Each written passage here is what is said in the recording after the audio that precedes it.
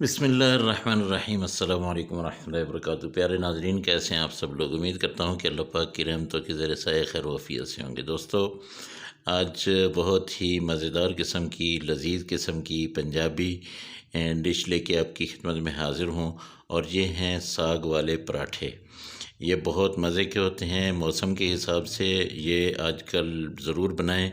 तो सबसे पहले हम यहाँ पे लेंगे आटा। 1 कप में आटा ले रहा हूँ, जो हमारे घरों में आम गंदम का होता है, और इसमें मैं डालूँगा आधा कप मैदा। ठीक है, ये सफ़ेद मैदा जो मिलता है ये मैं डाल दिया। इससे क्या होता है कि पराठे का एक बड़ा अच्छा सा कलर आ जाता है। ठीक है, और इसमें आधा चम्मच मैंने नमक डाला है, आप हस्बे ज़ायक़ा डालिएगा। ये आटे को मैंने गूँध लिया है, बहुत ज़्यादा सख्त नहीं रखना है। ये देखिए, ये ऐसे आपने रखना है। अब इसके छोटे छोटे पेड़े बना लेते हैं और ये पेड़े हम बनाएंगे 4। बहुत बड़े नहीं बनाने हैं, छोटे बनाने हैं। लेकिन मेरा पराठा जो होता है, आपको पता है कि आम पराठों से साइज़ में बड़ा होता है। लेकिन बहरहाल आप देख लीजिए, इससे छोटे साइज़ के आप बनाना चाहें तो आप इससे भी छोटे बना सकते हैं। ठीक है, तो क्योंकि मैं फुल लोडेड पराठा आज बनाने वाला हूँ, तो ये बहुत मज़े का बनने वाला है। आखिर तक रेसिपी ज़रूर देखिएगा, और किसी जगह से भी इसको स्किप नहीं करना है, क्योंकि ये जो रोटी बनानी होती है ये भी एक फ़न है। इसको मैं 4 रोटियां अभी बनाता हूँ, फिर मैं आपको बताता हूँ कि इसके अंदर फिलिंग कैसे करनी है आपने।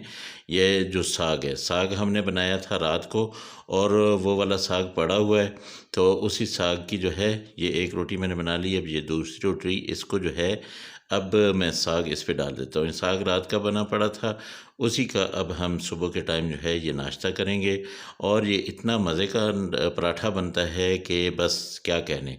असल में पराठों की एक सीरीज़ चल गई है। अब देखिए ना, कितने पराठे मेरे जो है ना इन्हीं दिनों में आ गए हैं। तो मैंने सोचा कि क्यों ना एक पंजाबी स्टाइल का ये जो है एक साग वाला पराठा बना दिया जाए। तो ये एक रोटी अब नीचे रखेंगे, उसके बाद अपने साग से इसको फिल कर लेना है, और ऊपर दूसरी रोटी आप लगा देंगे। साइडें आप अच्छी तरह से बंद कीजिएगा, क्योंकि साग जो होता है वैसे तो आपने ठंडा ही इसमें डालना है, लेकिन इसके बावजूद जब आप साग जो है इसको उठा के रोटी को जैसे ही उठाते हैं तो वो अगर खुल जाता है तो क्या होगा कि वो साइडों से निकल जाएगा। कोशिश करें कि खुले नहीं। तो यहाँ पे मैं इस पे तवे पे थोड़ा सा घी डाल लेता हूँ। अब आराम सुकून से आपने इसके ऊपर वो रोटी रख देनी है। लेकिन इसको अगर आपने ज़्यादा हिलाया जुलाया तो अगर ज़्यादा वो, ये देखिए, ये मेरी ये रोटी भी जो है ये एक साइड से फट गई है, लेकिन बहरहाल इसके अंदर माल बहुत ज़्यादा भरा हुआ है, तो इस वजह से ये ऐसे हो गया है। अब आपने यूँ करना है कि इसमें थोड़ा डालना है। ठीक है, थोड़ा माल रखेंगे, थोड़ा सा मिसाला डालेंगे, थोड़ा मिसाला रखेंगे, तो उससे क्या होगा कि रोटी जो है वो आपकी खुलेगी नहीं और ये बाहर नहीं निकलेगा। तो ये देखिए माशाल्लाह, अभी जैसे जैसे ये पकती जाएगी ना, तो इसकी साइडें जो है वो बिल्कुल ये देखिए ये। तो बहरहाल ये थोड़ा बहुत ऊपर जो है ना ये इसके साग लग गया है, तो ज़ाहिर है थोड़ा सा बाहर से भी नज़र आना चाहिए ना भाई। इसके ऊपर जब हम घी लगाएंगे तो घी से ये पराठा जो है ये तड़प उठता है। घी लगाना है, ऑयल नहीं लगाना। घी से बहुत मज़े का जो है ना ये एक पराठा बनेगा, और इसका कलर आप देखिएगा माशाल्लाह बहुत ज़बरदस्त किस्म का। तो दोस्तों, ये सर्दियां हैं, सर्दियों में आपने ये पराठा ज़रूर बनाना है और बच्चों को खिलाना है, और फिर मुझे बताना है कि बच्चों ने कितना पसंद किया। इसके साथ साथ जो लवाज़मात आप देख चुके हैं वो भी मैं आपके साथ शेयर करूंगा कि इस पराठे के साथ ये पराठा किन किन चीज़ों के साथ खाया जाता है। ये देखिए माशाल्लाह, ये पराठा जो है अब बिल्कुल रेडी होने को है, और इसको हम जो है आराम आराम से अब उठा लेते हैं। तो दोस्तों, मैं तो ऐसे इसको उठा के पलट रहा हूँ, लेकिन अब लोगों से ये नहीं पलटा जाएगा, क्योंकि अगर ये फुली लोडेड ऐसे हुआ जैसे मैंने इसमें साग भरा है तो। लेकिन बहरहाल कोशिश कीजिएगा कि किसी चीज़ से अपना पलटे से आप इसको कीजिए। तो वो पराठा मैंने साइड पे कर दिया। अब ये दूसरा पराठा डाला है, ये इसलिए आपको दिखा रहा हूँ कि ये देखिए साफ़ सुथरा सा पराठा भी साफ़ सुथरा तो खैर वो वाला भी था, लेकिन बहरहाल इस पे साग नहीं लगा हुआ। ठीक है, तो इस पे अपने 2 से 3 मिनट एक साइड को आप जब पका लेते हैं ना, तो वो साइड तकरीबन पक जाती है। साग ऑलरेडी इसमें पका हुआ है, ठीक है। तो ये देखिए माशाल्लाह ये बहुत ज़बरदस्त किस्म के पराठे बनते हैं, ज़रूर बनाइएगा और अपने बच्चों को ये वाले जो पराठे जो है इसी से नाश्ता करवाइए, बल्कि बड़े भी कर सकते हैं और बड़े जो है वो बड़े शौक़ से करते हैं। ये एक पंजाबी स्टाइल होता है और जो है ना एक हमारी रिवायत भी है।